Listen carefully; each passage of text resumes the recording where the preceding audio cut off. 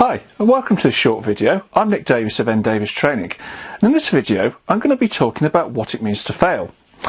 Now this may seem a bit of a strange subject to talk about, as you've probably heard so much about success and how to achieve it. Indeed, the word fail and the whole concept of failure is something which has a lot of negative connotations. A lot of people seek to avoid it. Indeed, there's quite a few people who are actually afraid of failure. So, like I say, although it might seem a bit of a negative thing for me to be talking about here or focusing on, just bear with me because you might find this of interest. Now, the inspiration for this actually came from the last Systema class which I went to at the weekend, which was taken by my instructor Andy Travis, who I've mentioned in a previous video, called Confidence in Training.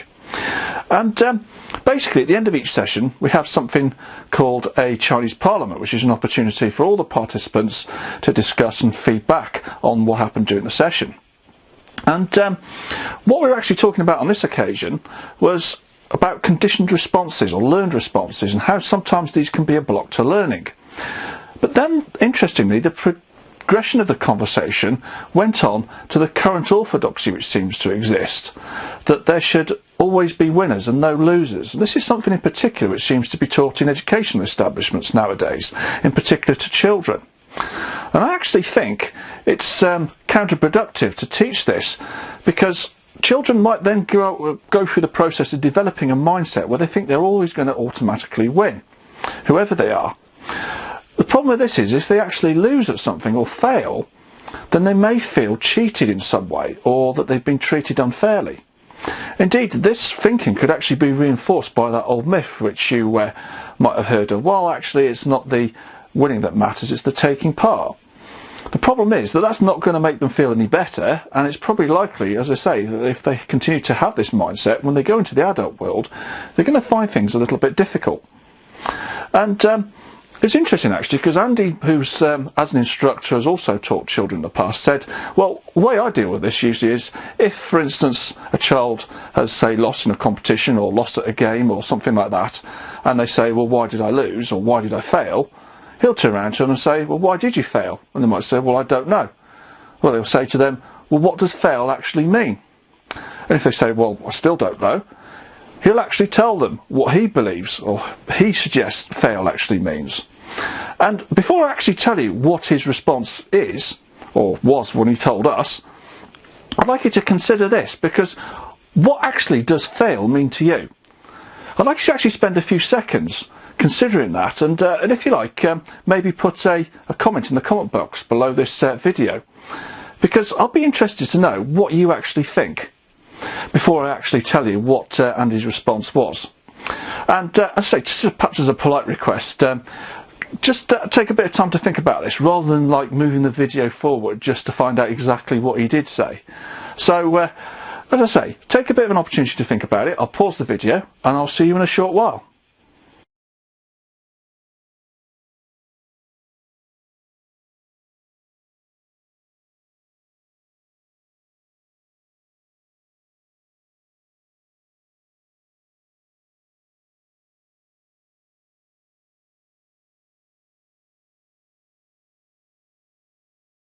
Okay, so you may have come up with various answers to this question. That's assuming, of course, you actually did do the little exercise and didn't cheat and move on forward to find out what the answer is. But hey, if you did, you're only being human and taking the path of least resistance. But for those of you who did actually think about this, you may have come up with various answers, such as, for instance, the absence of success, an inability to achieve a specific goal or target, having actually lost at something, etc., etc. There's probably loads of possibilities. But do you actually know what fail actually means? Well, I'll tell you what Andy told us it actually stands for. First attempt in learning. And this is what he would say to a child in a situation where they've lost at something. He would say, well, yes, you've lost, and you've failed, and the reason for that is because it's the first attempt in learning. Now, interestingly, this transformation of the word fail into mnemonic is what is known in NLP as reframing, which is effectively taking it and transforming the meaning of the word into something else, to something different. And this actually is quite powerful, because what it does is it undermines the power of the word in terms of its negative influence, and it turns it into a positive one. And this is actually something which has been quite central to the whole NLP ethos since it was first developed in the 1970s, because the power of words and the power that they actually influence over us when they're used in communication is quite significant. And this just demonstrates how we can actually change that to a more positive approach. So by doing this when a child, for instance, says that they've lost at something and therefore failed, by reframing it, what we're doing is we're getting them to actually focus on the reasons as to why they failed as opposed to the failure itself. And this is actually quite important, because by understanding the underlying mistakes and errors which are behind the lack of performance, they can actually understand better what they need to do next time in order to succeed. So what we're doing is we're getting them to avoid looking at it as evidence that they can't actually achieve whatever it is they're setting out to achieve. Instead, we're encouraging them to focus on what they need to do to actually achieve next time. And this is actually the same for adults as well. And in fact, you may have heard of something called the elementary learning cycle, which I'm going to cover in a future video. So effectively what we're doing is we're using a fail as information to progress, not as evidence of our incompetence. And this is effectively the premise of this book here, which is called Psycho-Cybernetics by Dr.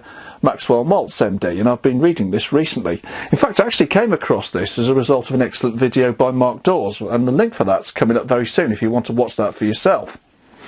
And basically what this book talks about is creating a positive mindset, which basically allows us to gather the information that we need to guide us ultimately towards our goal of success and happiness. And it is certainly well worth a read. So if you're interested in getting hold of a copy yourself, if you go to the blog post that's linked to this video, you'll find a link so that you can purchase a copy for yourself if you want to read it. Now, before I go, there's just one more thing I'd like to mention, because you may naturally have doubts about this. Indeed, I was speaking to somebody the other day who said, well, that's all very well if you fail the first time, but what if you fail other times after that? Well, here's my answer to this. You may fail more than once. You may fail after the first time, and you may fail again, and you may fail after then as well. Indeed, you may even fail 10,000 times, just the same as Thomas Edison did when he was trying to invent the light bulb. But the point is, as long as you stick to what you're doing and you learn from what you've done incorrectly every time, you will eventually succeed. You see, by saying first attempt in learning, we're not actually talking about a literal interpretation there. What we're talking about is reframing the power of the word, because the word fail certainly has a lot of emotional baggage attached to it. And by reframing it into a positive concept, what we're actually doing is we're giving ourselves permission to progress. So we're giving ourselves effectively permission to fail and using that information to succeed. So it doesn't actually matter whether we fail once or whether we fail 1,000 times. It really doesn't matter at all. What does matter is the process which takes us towards that ultimate goal which we set for ourselves. And if we take that approach, and if we don't allow ourselves to feel that as a result of not having achieved something that we're actually incompetent and unable to do it, truly you'll never be able to fail. You can only succeed. So that about wraps it up for fail, or as we're going to call it from now on, first attempt in learning. If there's anything you'd like to ask me about in relation to this video or the subjects covered in the other videos, then by all means get in touch with me on mail@nicholas-davis.com, and I'll certainly very much look forward to hearing from you. And I'd like to say thank you very much for listening, and I'll see you in the next video.